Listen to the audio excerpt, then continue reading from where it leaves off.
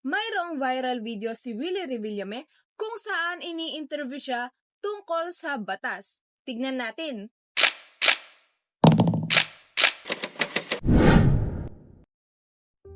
Bilang isang senador at at kilala kayo sa pangalang Kuya Will, bigyan niyo po ako ng isang batas man lang na kapag ka nagsabing itong batas na ito, si Kuya Will yan.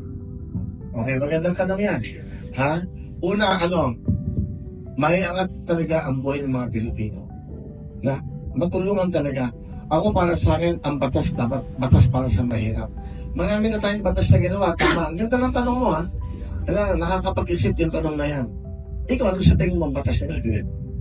Babalik ko sa'yo. Ikaw, baka may suggestion ka. Hindi po ako senador. Hindi. Ikaw ba? Kasi isa kang mamamayang Pilipino. Ano ba sa tingin mo ang dapat na batas na gawin ko para sa mga kababayan natin? Bakit tapos pa ganun tanong? Hindi kasi nga, Siyempre po, gusto kong makinig sa inyo.